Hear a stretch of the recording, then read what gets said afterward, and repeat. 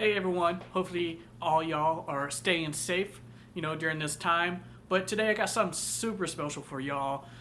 This is something I learned in my time. I spent 8 years in Japan in the military, and I come to love a lot of the food there. One of the things that everybody loves and everybody knows, and it's known worldwide, is their ramen. So I decided, to help y'all out, and instead of going to the store, we'll go ahead and I'll show you how to make some yourself. And this dough can be frozen and it can be used at any time. So hopefully you guys enjoy this video. So let's get it going.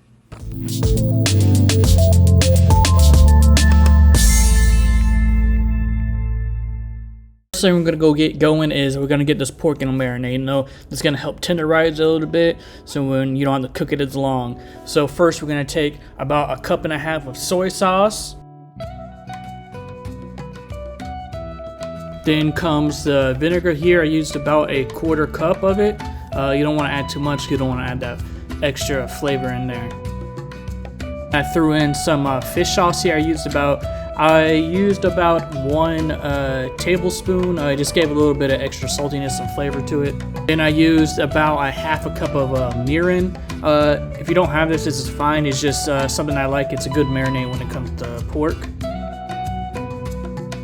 Threw in some peppercorns here. I used about 1 tablespoon of peppercorns, and then I threw in some ginger, some dried ginger here. I used another tablespoon of it.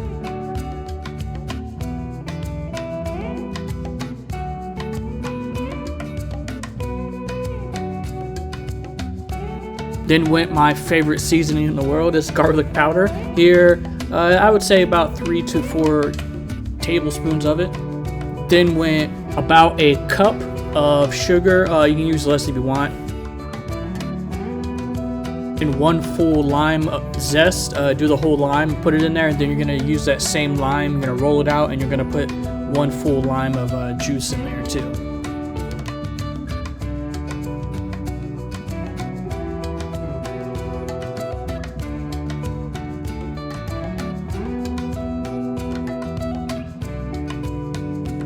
This part is totally optional here. I use some of pepper paste or some gochujang, as some people know it as. Here I use 1 big spoonful, and you're gonna go ahead and give that a good mix up and get everything incorporated.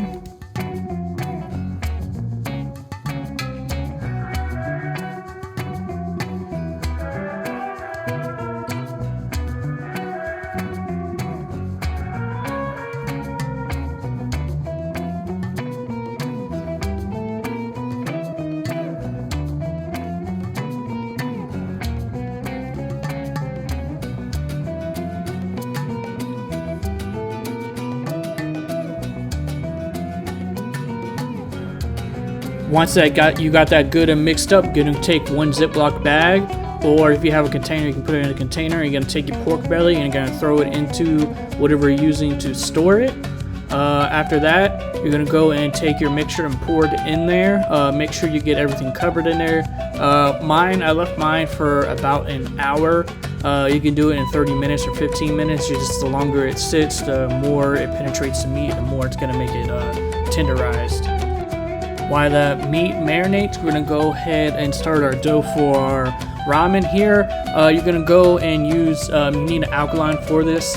And an easy way to get this, if you take baking soda and put it in the oven at 200 degrees for about an hour or two, it will turn it into the alkaline you need. So you're gonna mix that with 2 cups of water and then 1 teaspoon of salt, and you're gonna give that a good mix up. You're gonna use of that alkaline, you're going to use about 1 tablespoon of that. And once you get that good and mixed up, you can go ahead and start your dough. I use 2 cups of all-purpose flour. Any flour would do. I just used all-purpose flour here. And then you're going to go and slowly mix in your water mixture. Do a little bit of the time because this is a high hydration dough, so you're gonna put a little bit in there, make sure it's all incorporated in the flour, and then go ahead and put the rest in there a little bit at a time. Don't put all of it in there at a time.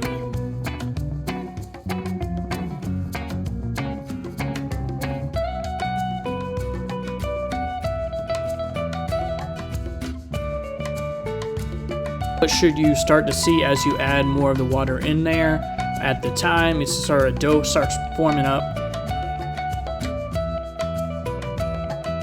As you can see my dough is a little too wet, so I just went ahead and threw a little bit more flour in there at a time, mixed it up until I started to look more as a dough than a hot mess. So if it's too dry, you can add a little bit more water at a time and mix it up until you get more of a dough texture.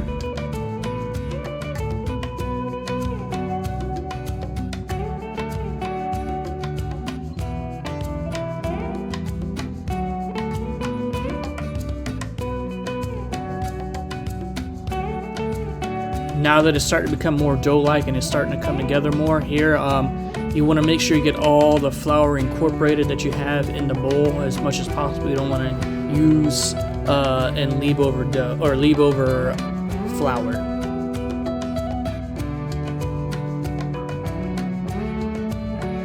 Now that your dough is more pliable and you're able to knead it, you can go ahead and start kneading this. This is going to take a little bit longer, especially if you're doing it by hand, which I have because I don't have a pasta roller. So if you have one of those, go ahead and be easier to do. But if you don't, just go ahead and start kneading. This is going to take a good, I would say 10 to 15 minutes until you get everything nice and incorporated and kneaded out. It should start to become smooth as you do it more.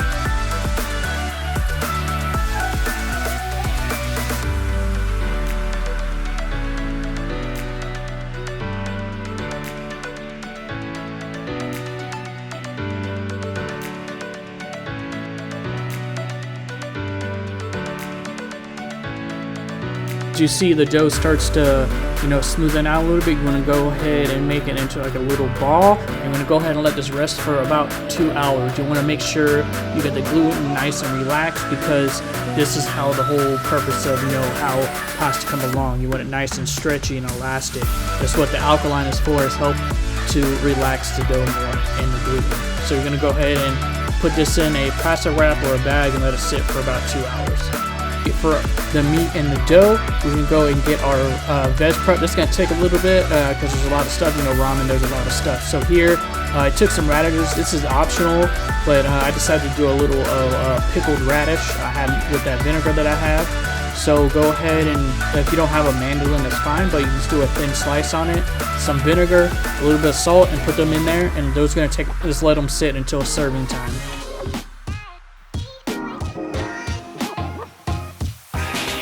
You can use any veggies you like, but here I decided to use bok choy, green onion, carrots, ginger, garlic. I use some bean sprouts, but here you can use any veg. But they're using what I'm using, the bok choy. You gotta cut those up. I did them in quarters and then cut the core out and then cut them up in about a 1/4 inch slice. And you're gonna go ahead and throw those in water. Bok choy is a root type of vegetable, so you gotta throw it in water to make sure you get all that not dirt and everything from the bottom. For the carrots, you're gonna go ahead and peel the outside out a little bit, and then after you get them nice and peeled, what we're gonna do is cut them into small little, pretty much cut your carrot in half, and you're gonna do thin slices on them, not too thin, but about a 1/4 inch or so. And you're gonna come into pretty much like fries. You don't want them too thick, you don't want them too thin, because you don't want them to become too soggy, but you don't want them to be too crunchy.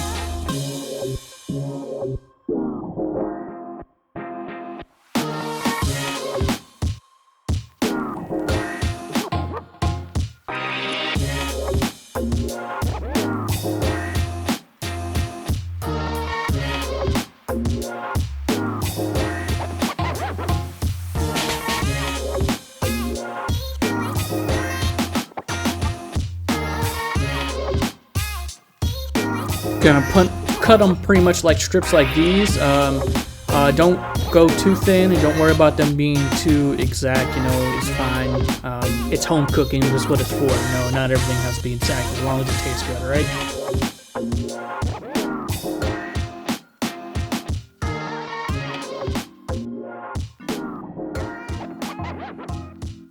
For the green onions, you're obviously gonna cut the ends off and peel the outside out. You know, it's another root, so you want to go ahead and clean the outside of it. Here you're gonna do a normal thin slice on here for the whites. You want to keep the whites and the greens separate, because the greens are gonna pretty much be used for a garnish over the top. So just do a thin slice on them, and then as you get down to the greens, we're gonna cut at an angle. You know, give a little extra pizzazz when it comes to plating.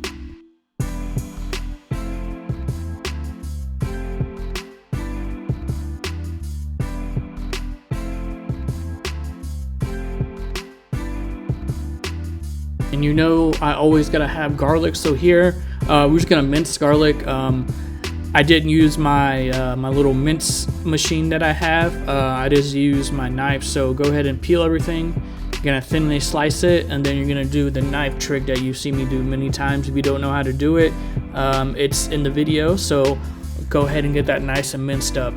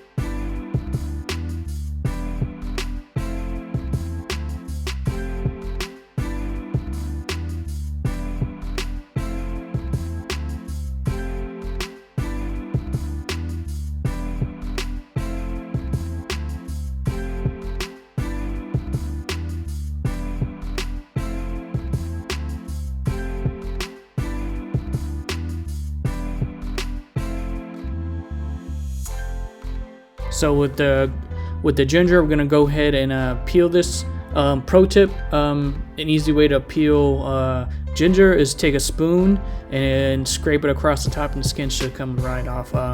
We're gonna pretty much cut this the same way as we did the carrots. Thinly slice the over, and then we're gonna take it and cut it into like a fry shape. Be easy peasy.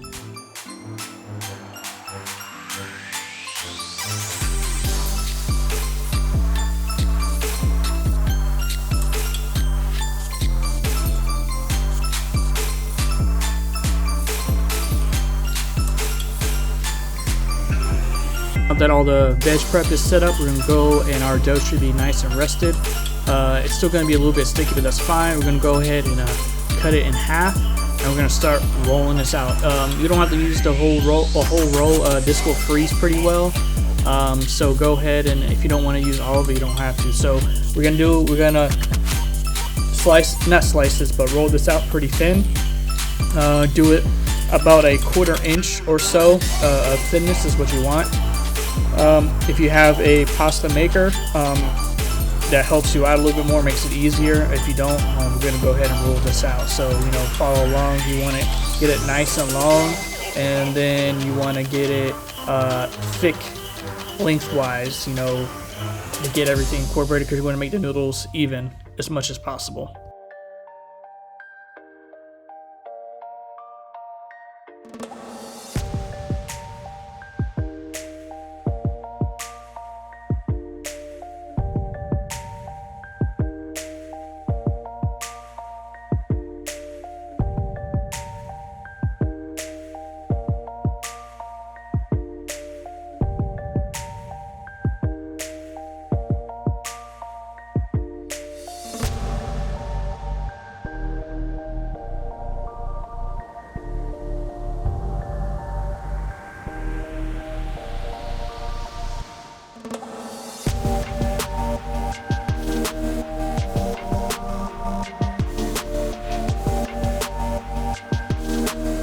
look pretty much like this. So once you get it like this, you're gonna go ahead and throw some flour over it so it doesn't stick, and you're gonna fold it just like this. As you fold it, throw more flour over it because it keeps them from sticking to each other.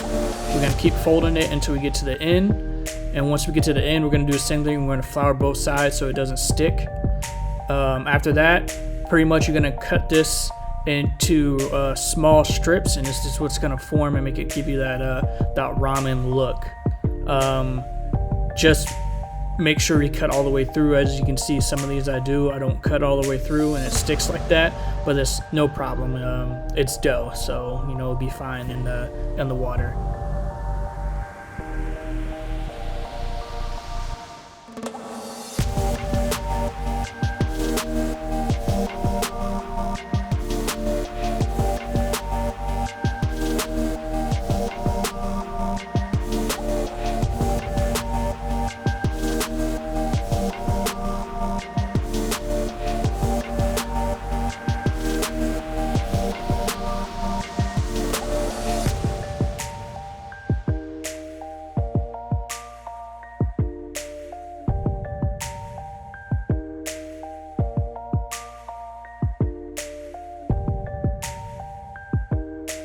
We got everything cut through. We're gonna go ahead, you don't have to do it like this, but I decided to do it like this because I just wanted to make sure everything was not stuck to each other.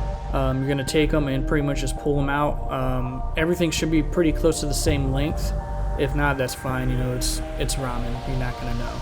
So once you got all that done, you're gonna take, I use some potato starch, but if you don't have potato starch, you can go and use cornstarch and just sprinkle it over the noodles itself, and it just keeps them from sticking while it's in the water or prior to you boiling it.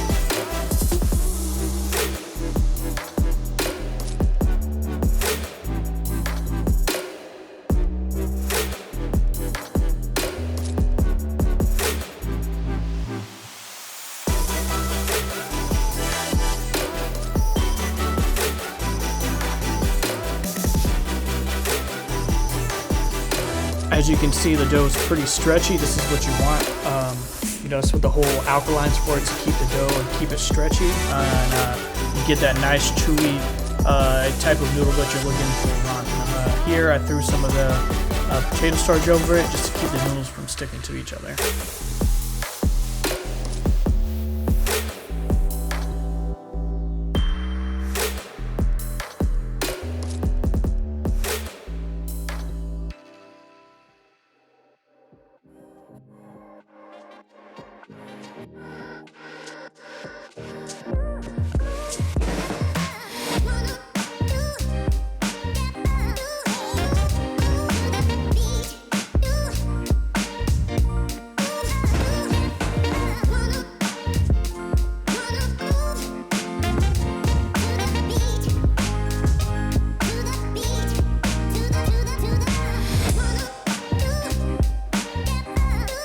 Once the noodles are nice and ready to set up, we're gonna go and take our pork out. You're gonna rinse it off and get all that off, and then you're gonna go. I cut mine in half so I can fit them onto my little rack here because I'm gonna put them in my little air fryer. So here you don't have to season them, but I decided to season them because I didn't put any actual seasoning in the actual sauce itself. You're gonna go and put these into an oven at 300 degrees for about 30 minutes. While those cook, we're gonna go ahead and get our pasta water ready.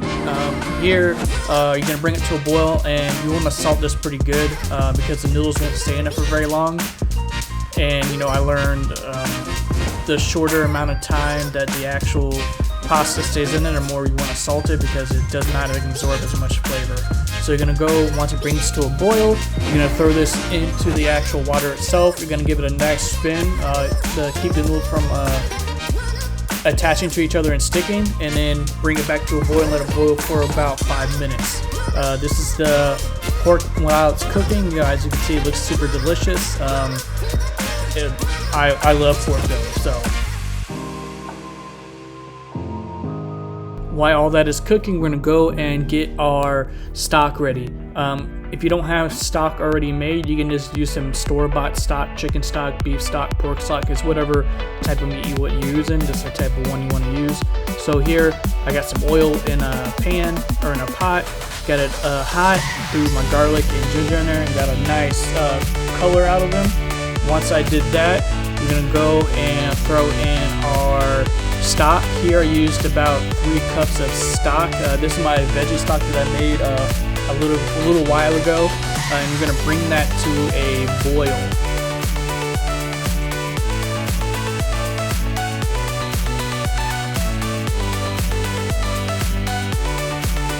If that comes to a boil, we're gonna start adding our veggies in there. Here I used some more the gochujang out of it. Like that. I like the little spice that added to it. Once you do that, you're gonna get a nice stir. Once everything is mixed up in there, you're gonna start throwing your veggies in there. Here I threw my green onions, my carrots, mung bean sprouts. You don't have to use these; it's totally optional. But I'm just kind of used to having sprouts in my ramen. You're gonna take that bok choy after you drain it, throw that in there, and then we're gonna bring that to a boil again, and then turn it down to a simmer. You don't want to cook the vegetables all the way through, but you want them enough to where it still has that crunch in it.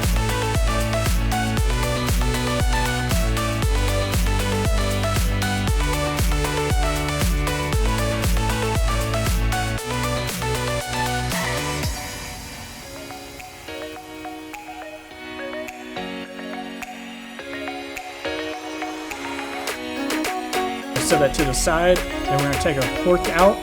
We're gonna put some of that marinade that you have left over, and we're gonna paint them things real nice and juicy like.